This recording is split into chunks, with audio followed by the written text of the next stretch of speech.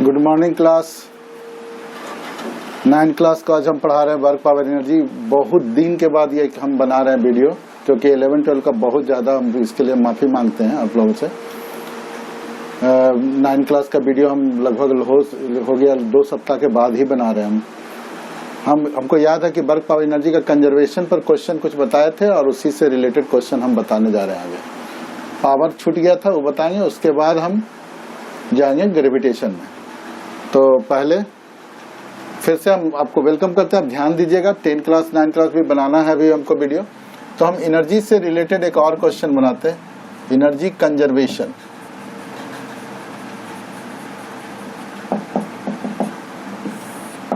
तो energy conservation तो हम बता दिए थे। मानते हैं कि बॉडी है, किसी इंक्लाइंड सरफेस पर, ऐसा रखा हुआ सरफेस पर है, इसका हाइट h है और ये यहां पर तक आ गया, आकर के रुक गया, क्योंकि यहां से ये स्मूथ है, ये सरफेस स्मूथ था और ये सरफेस रफ था। तो find the distance from point A where the ball comes to rest having mass m. Find the distance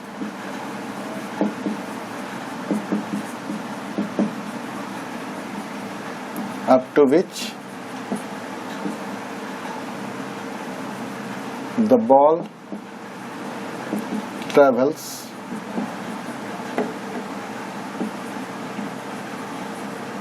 a distance from A before comes to rest. Rest में आने से पहले कितना डिस्टेंस कवर करेगा? m is the mass of the ball. m is the mass of the ball. तो आप लोग को हम समझाते हैं, इसमें आपको ज्यादा तो प्रॉब्लम नहीं है। आपको 2-3 ही चीज पढ़ना है, ग्रेविटेशनल पोटेंशियल एनर्जी पढ़ना है, प्लस काइनेटिक एनर्जी लीनियर पढ़ना है और प्लस वर्क डन फ्रिक्शन पढ़ना है। जो ग्रेविटेशनल पोटेंशियल एनर्जी है उसको mgh होता है, जनरली mgh होता है। ऑन द लाइन 0 होगा, अबव द लाइन पॉजिटिव होगा, बिलो द लाइन नेगेटिव होगा। इस लाइन के ऊपर जाएंगे, ये रेफरेंस लाइन है, इस लाइन के ऊपर जाएंगे तो पॉजिटिव हो जाएगा, उस लाइन के नीचे आएंगे तो नेगेटिव होगा, ये। काइनेटिक एनर्जी होगा हाफ mv² और वर्क डन फ्रिक्शन होगा F इंटू एस, F बराबर μn इंटू एस हो जाएगा। ये काइनेटिक एनर्जी है और ये काइनेटिक एनर्जी है और वो वर्क डन फ्रिक्शन है। आपको 3 ही चीज सोचना है, ज्यादा नहीं सोचना है। कन्फिगरेशन एनर्जी भी होता है, स्प्रिंग में होता है, तो स्प्रिंग वाला आपको पढ़ना ही नहीं है, इसलिए आप 3 ही चीज सोचे। एक फ्रिक्शन अगर रफ है तो फ्रिक्शन के कारण वर्क डन क्या होगा, काइनेटिक एनर्जी मोशन में है तो क्या वर्क डन होगा, और पोटेंशियल एनर्जी पोजीशन के कारण क्या होगा। ये तो रेफरेंस लाइन पर डिपेंड करता है। और ये दोनों जो है ऑलवेज टेकन पॉजिटिव, हमेशा पॉजिटिव लिया जाता है। तो जब भी क्वेश्चन बनाइएगा तो आपको क्वेश्चन बनाने के पहले ध्यान दीजिए इसको, जब भी क्वेश्चन आपको बनाना है इस पर, तो आपको 2 पॉइंट को खोजना होगा। एक पॉइंट नंबर A को खोजिए और दूसरा पॉइंट नंबर B को खोजिए। A पॉइंट A से चलना स्टार्ट कर रहा है, B पॉइंट पर पहुंच रहा है, A से चलना स्टार्ट करेगा। तो अगर यहां से आप चल रहा है, कोई बॉडी यहां से चलना स्टार्ट कर रहा है, तो 2 पॉइंट हम खोज लिए। सब पहले आपको सर्च करना कि 2 पॉइंट कहाँ है। उस सर्च करने के दौरान आपको ग्रेविटेशनल पोटेंशियल एनर्जी जैसे mgh है, आपको 3 चीज खोजना है। क्या इस जगह पर, अगर इसको रेफरेंस, कहीं एक रेफरेंस लाइन ले लीजिए, अपने मर्जी से कहीं भी ले सकते हैं। तो क्या आप मान लीजिए रेफरेंस लाइन लिए, तो क्या ग्रेविटेशनल पोटेंशियल एनर्जी इस जगह है? यहाँ रेफरेंस लाइन से h हाइट पर है, तो ग्रेविटेशनल पोटेंशियल एनर्जी है, कितना है, mgh। ठीक है, अब पॉजिटिव है क्योंकि रेफरेंस लाइन से ऊपर है। ये था। क्या इस जगह काइनेटिक एनर्जी था? नहीं था। क्या इस जगह लीनियर मोशन था? नहीं था। क्या वर्क डन फ्रिक्शन था? चला ही नहीं, अभी चलेगा तब वर्क डन फ्रिक्शन होता है। मतलब एक ही चीज था, mgh एनर्जी था इसके पास। अब जब वहां से चलना स्टार्ट किया, यहाँ B पर पहुंचा, तो क्या ग्रेविटेशनल पोटेंशियल एनर्जी है? नहीं है, क्योंकि रेस्ट में आ गया, यहाँ आकर के रेफरेंस लाइन पर आ गया। क्या काइनेटिक एनर्जी है? नहीं है, यहाँ आके रेस्ट में आ गया। क्या वर्क डन फ्रिक्शन है? चला इतना दूर, मानते S डिस्टेंस कवर किया, नॉर्मल रिएक्शन ऊपर में है, फ्रिक्शन इधर लगा होगा इसलिए रुका होगा, mg नीचे लग रहा होगा। तो क्या है work done friction, mu n s, तो mgh, बाकी दोनों नहीं है, सिर्फ ये है, मैंने ये पूरा gravitation energy work done friction में कन्वर्ट हुआ। तो म्यू रख लेते हैं, n कितना है, n बराबर mg है, और डिस्टेंस कितना कवर किया, s कवर किया। हमसे पूछ भी रहा कि s क्या होगा, तो m से m कैंसिल हो गया, g से g कैंसिल हो गया, तो s बराबर क्या होगा, therefore s is equal to हो जाएगा h बाई म्यू। जितना हाइट है उसको म्यू से डिवाइड करेंगे उतना डिस्टेंस पर जाकर के ये रुक जाएगा। तो इस तरह से क्वेश्चन आप बनाने की कोशिश कीजिएगा। और भी क्वेश्चन हम दे सकते हैं, देखते हैं एक और क्वेश्चन बना करके, ताकि आपको क्लियर हो जाए कंजर्वेशन थ्योरी कैसे फॉलो होता है।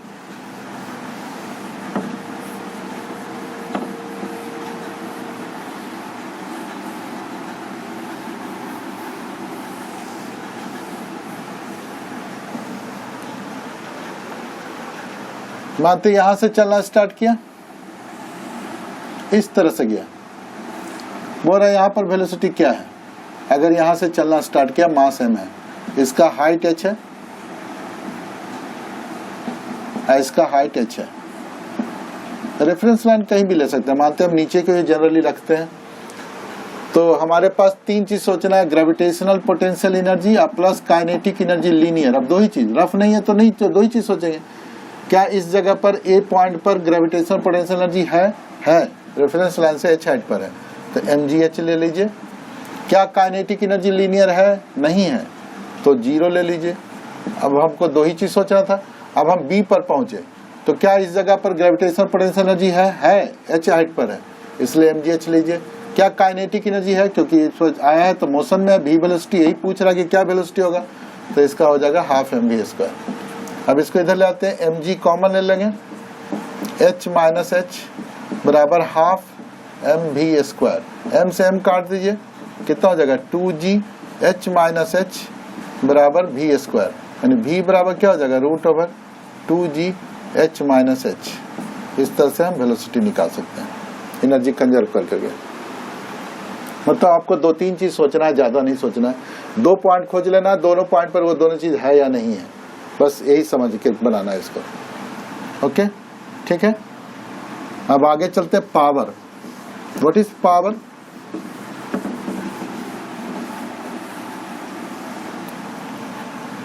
Time rate of doing work, time rate of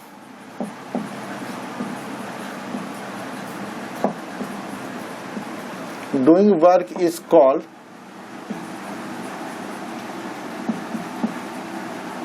power. काम करने की क्षमता, दर को पावर कहा जाता है। तो अगर हम छोटे से के लिए चलें तो power is equal to dw is equal to होता है F इंटू ds। अब पावर इज इक्वल टू क्या होगा dw बाई dt। dw कितना है F into ds, W is equal to force into displacement।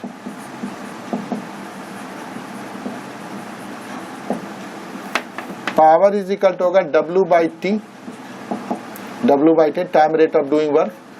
W बराबर force into displacement by T। Displacement by time is equal to velocity, तो P is equal to F dot V। यानी power is the instantaneous power is the product of instantaneous power is the product of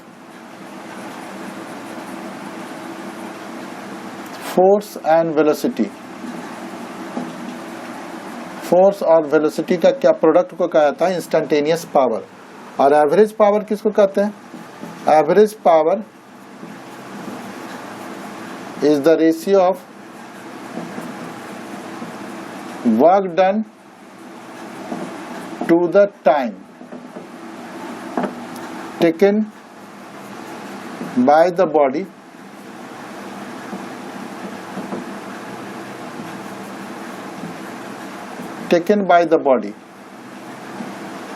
work done to the time taken by the body।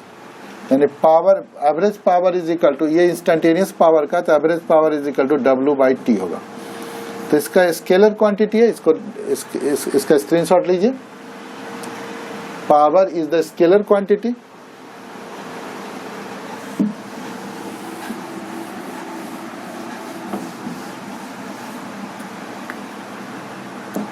Power is the, पहला point है ये, power is the scalar quantity,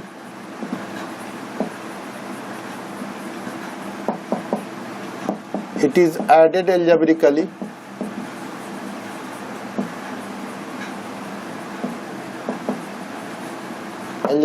add किया जाता है। Power एक scalar quantity है, इसको algebraically add किया जाता है।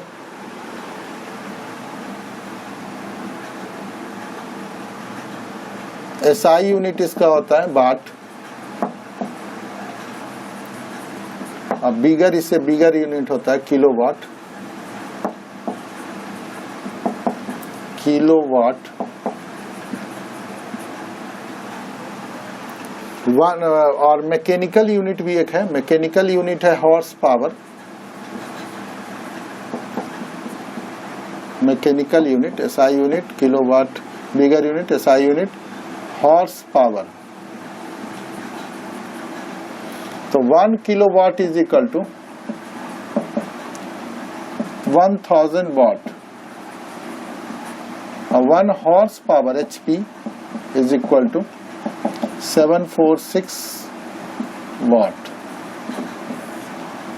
किलोवाट और ये जो है फ्रांस में चला और HP इंग्लैंड में चला। जो FPS सिस्टम है वो इंग्लैंड का है और CJ सिस्टम है वो फ्रांस का सिस्टम है। SI तो बाद में कॉन्फ्रेंस के द्वारा बना। तो किलोवाट और वाट जो चला वो इंग्लैंड में चला और हॉर्स पावर नहीं सॉरी फ्रांस में चला, और जो FPS सिस्टम था वो इंग्लैंड में चला, इसलिए हॉर्स पावर जो वाला वाट यूनिट है 746 वाट 1 हॉर्स पावर के बराबर होता है। इसको नोट कीजिए। इस पर एक क्वेश्चन देते हैं।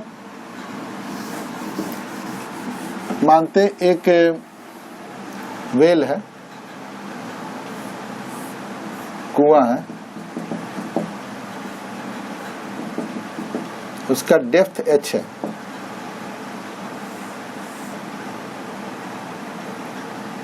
डेप्थ h के बाद डेप्थ h है, यहां पर पानी है। डेप्थ h के बाद पानी है, इधर पानी है। h डेप्थ के बाद फ्री है, एयर है, और उसके बाद पानी है। इसको हमको एक पाइप इसके अंदर डालें, यहां पर मशीन लगा दिए, जनरेटर लगाए और उसको फिर पाइप चढ़ा दिए, उसको एक टनल में, घर में लोग चढ़ाते हैं ऐसा।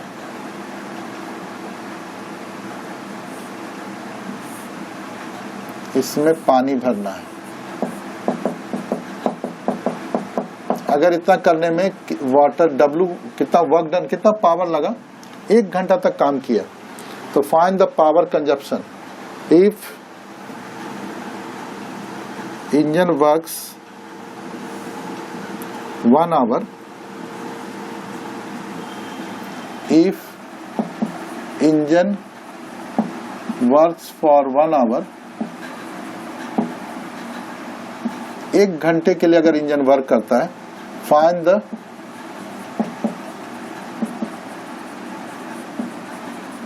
वर्क डन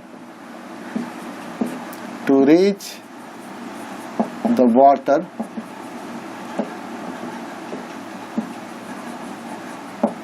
ये हाइट h है, into the tank from the wheel. Find the engine works for 1 hour. Find the work done. Find the power consumption.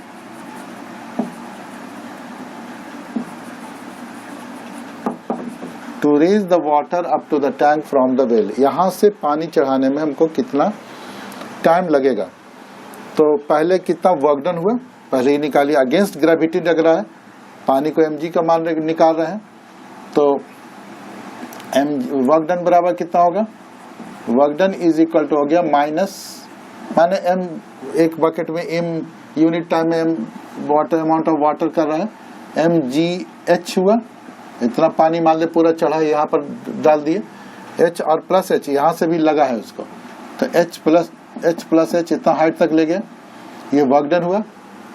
Against gravity हो रहा है इसलिए माइनस वर्क डन हुआ है। ये फोर्स बराबर कितना होगा, पावर बराबर कितना होगा, W by T, W by T हुआ। W कितना है, minus mg H plus H, और फॉर 1 आवर लिखा हुआ है, 1 आवर, तो 3600 सेकंड कर देंगे, 3600, यानी पावर कंजम्पशन हो जाएगा mg H plus H by 3600, इतना वाट पावर कंज्यूम हुआ।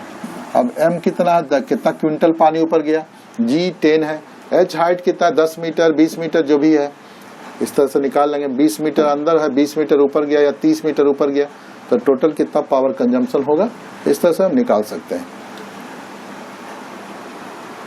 ओके, इसका स्क्रीनशॉट लीजिए।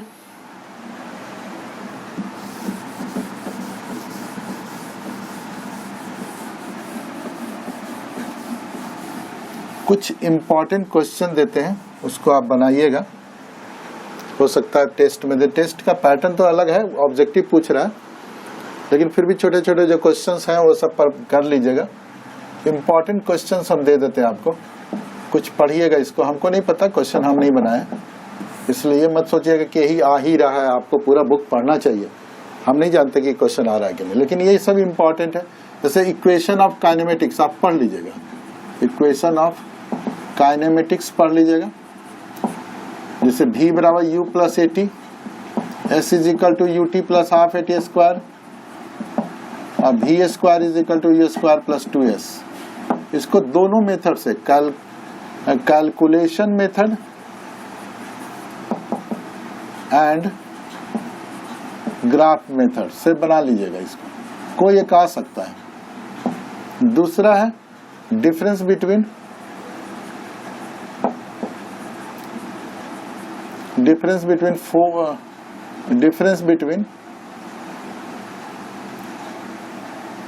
distance and displacement,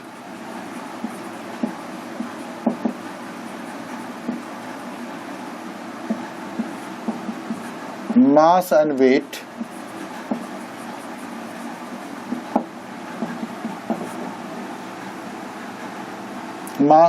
distance and displacement, speed and velocity.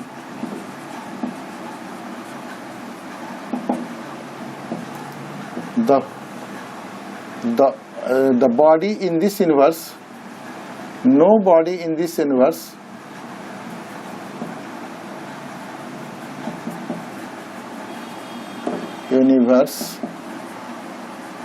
is perfectly is in absolute rest,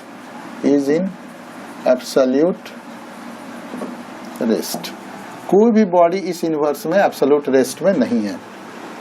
चौथा क्वेश्चन अगर आप चलते हैं फोर्स में, proof of Newton's first law by second law, proof of Newton's third law by second law, state conservation theory of energy conservation theory पढ़ रही है, state conservation theory of momentum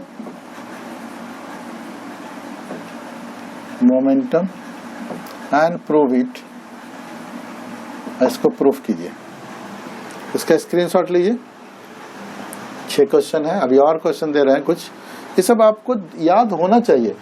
question क्या आ रहा है हमको नहीं पता, ज्यादातर ऑब्जेक्टिव रहेगा और कुछ सब्जेक्टिव रहेंगे, और क्वेश्चन हम दिए भी नहीं है, लेकिन ये सब को आपको नॉलेज एकदम होना चाहिए। जब भी आप परीक्षा में बैठे जा रहे हैं तो ये सब का नॉलेज होना चाहिए।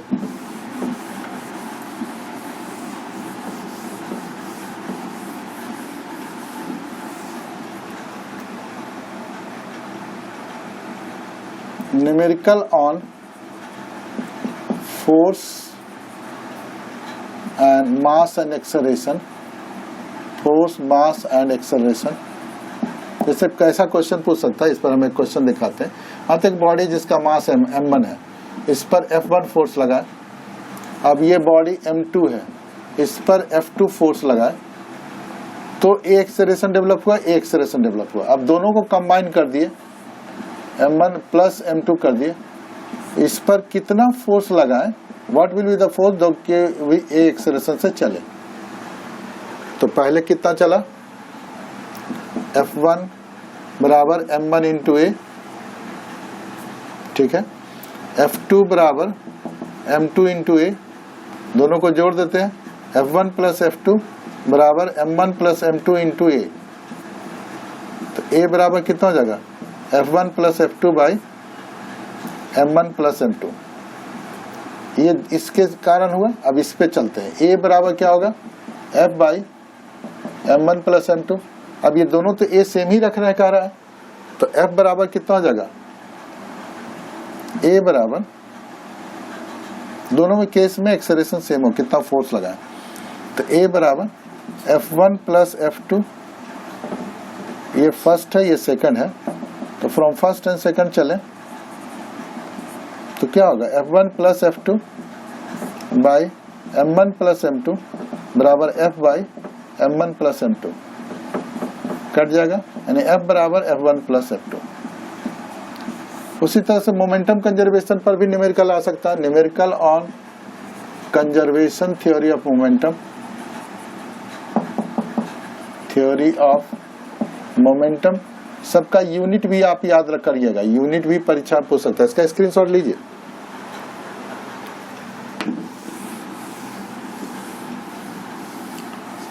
State potential energy and prove it, state potential energy and prove it आ सकता है। State kinetic energy and derive its expression, and derive its expression, its expression, इसका एक्सप्रेशन डिराइव कीजिए। Conservation theory of linear momentum भी आ सकता है आपका, linear momentum.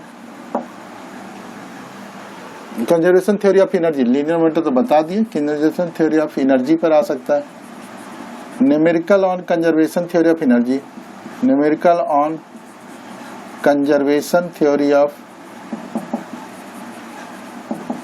Energy, numerical on average speed and average velocity,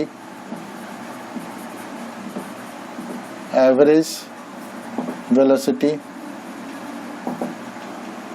numerical on relative speed, on relative speed, v is equal to omega r, ये भी, इस पर भी क्वेश्चन आ सकता है। Theta is equal to omega is equal to theta by t, इस पर न्यूमेरिकल आ सकता है। ये प्रूफ करने भी आ सकता है, प्रूव इट या न्यूमेरिकल, दोनों में से कोई आ सकता है इस पर। इसका स्क्रीनशॉट ले लीजिए।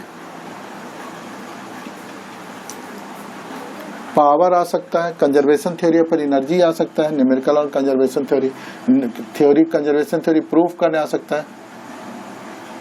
Conservation theory of energy prove it, इसको प्रूफ करने आ सकता है बाय ग्रेविटेशन से। न्यूमेरिकल आ सकता है उस पर। तो अगर इतना चैप्टर पढ़ना है, इतना ही चैप्टर पढ़ना है, पता नहीं कितना सिलेबस में हमको नहीं पता, क्वेश्चन हम नहीं दिए, तो अगर इतना ही चैप्टर पढ़ना है तो इससे ज्यादा सब्जेक्टिव क्वेश्चन नहीं पूछेगा। ऑब्जेक्टिव में तो कहीं से भी पूछा जा सकता है, क्या पूछेगा वो तो हम नहीं जानते हैं, लेकिन ध्यान से देखिएगा, ग्राफ और आपसे रिलेटेड भी क्वेश्चन हो सकता है कि वेलोसिटी टाइम ग्राफ दे दिया, उसे बोलेगा डिस्टेंस क्या होगा, डिस्प्लेसमेंट क्या होगा, एवरेज स्पीड क्या होगा, इस तरह के क्वेश्चन भी पूछे जा सकते हैं। ओके बाय, नेक्स्ट क्वेश्चन में हम, नेक्स्ट लेक्चर में हम ग्रेविटेशन पर ही पढ़ाएंगे, आगे पढ़ाएंगे थ्योरी, इसलिए उसका वेट कीजिए, जल्दी ही देंगे। हो सकता है आप परीक्षा के समय ध्यान ना दें तो परीक्षा के बाद देंगे हम। जैसा बोलिएगा आप कमेंट्स करिएगा, अगर चाहते हैं कि रेगुलर चाहिए तो हम 9 क्लास का एक और रेगुलर क्लासेस दे देंगे, ग्रेविटेशन पर भी लेक्चर दे देंगे। Okay bye.